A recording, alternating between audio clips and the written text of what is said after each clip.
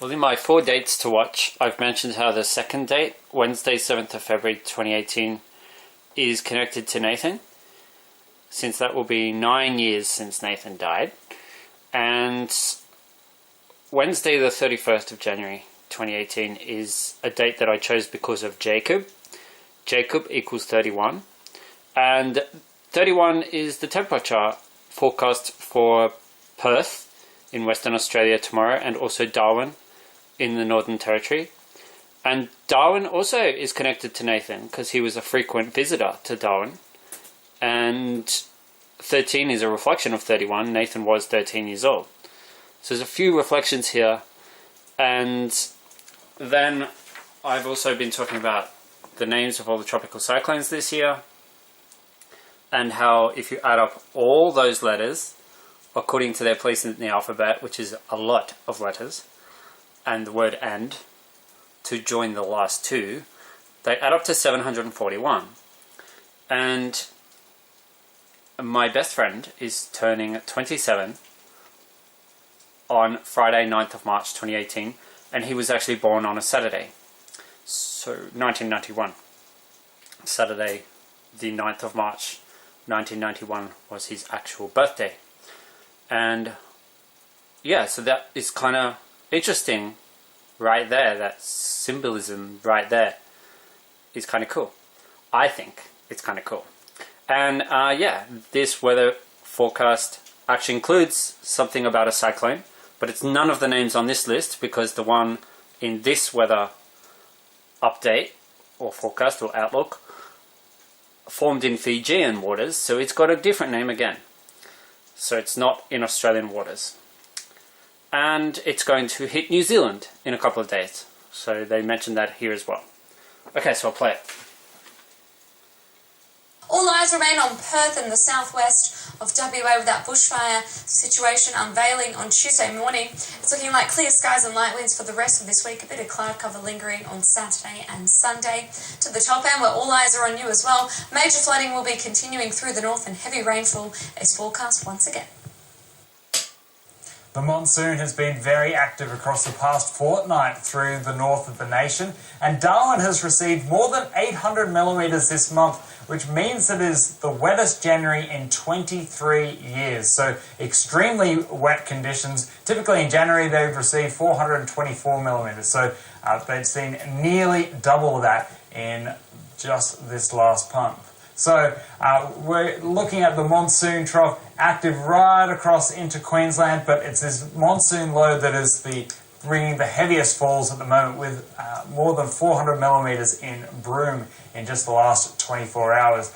But across the south of the country, much cooler conditions because winds travel anti-clockwise around a high pressure system. So we've got southerly winds affecting much of the south of the nation. So we're going to have fairly boring weather across the south. So we'll focus in on the tropics and then out in New Zealand, where the strong weather system is going to be moving through over the next few days. So first, up in the tropics, where Darwin is going to continue to see some heavy falls across Tuesday into Wednesday, but then it's going to be backing off into Thursday as the focus of the monsoon focuses down around the western parts of Kimberley. So Broome is going to see more rain through the next 24 to 48 hours. Could be pretty heavy through that period before it starts to ease off as we move towards the weekend. In Queensland, we've got a low pressure system that's going to be forming over the next 24 to 48 hours, and it's going to move off into the Coral Sea, where it could deepen maybe into a tropical cyclone, but it's going to stay off the coast for quite a few days at least. We'll see the heaviest falls in the far north of the Queensland tropics over the next 4 days. As you can see,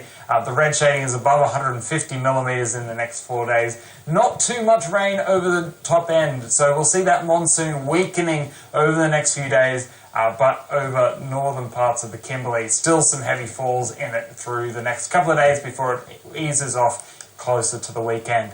Down in the south of the nation, we've got this front and trough moving through at the moment, bring areas of rain through New South Wales. It brought 40 millimetres to Melbourne yesterday with storms and then the areas of rain. So some pretty heavy falls in it, but it's going to be weakening as it moves through New South Wales. And then we'll see showers and much cooler weather along that coastline in the wake of the front and trough. As we move into Thursday, the focus is going to move into Queensland with a few showers and thunderstorms along that low pressure trough right through southern Queensland.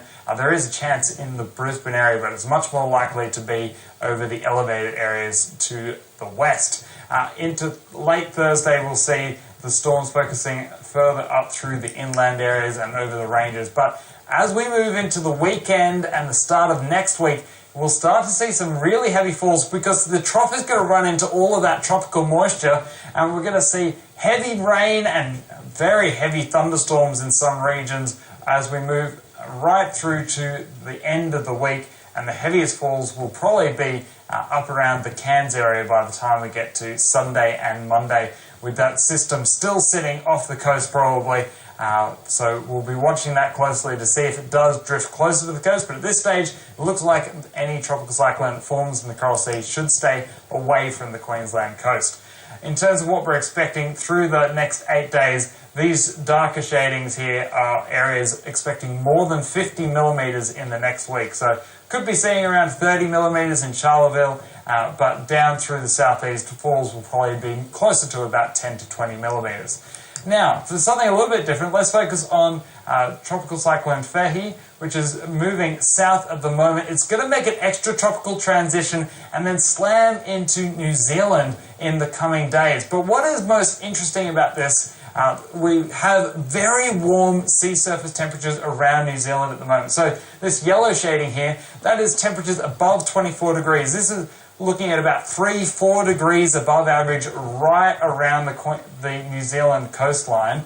And so with that, that means that as the system drifts further south, the rain is probably going to be much heavier than it would typically be if the sea surface temperatures were a little bit lower, because with warmer sea surface temperatures, that leads to extra evaporation, and that means more moisture in the atmosphere. So this tropical system feeding all the way down and meeting up with this cold front that's going to be crossing the far south of the South Island in the next couple of days.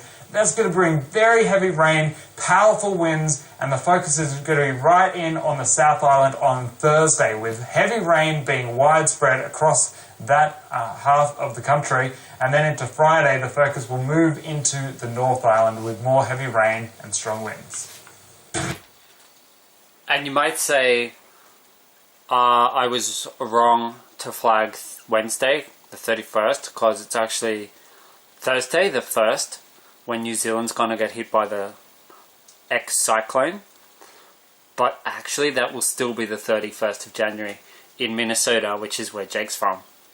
So it still kind of works. And Jake lived on Kiwi Street, by the way.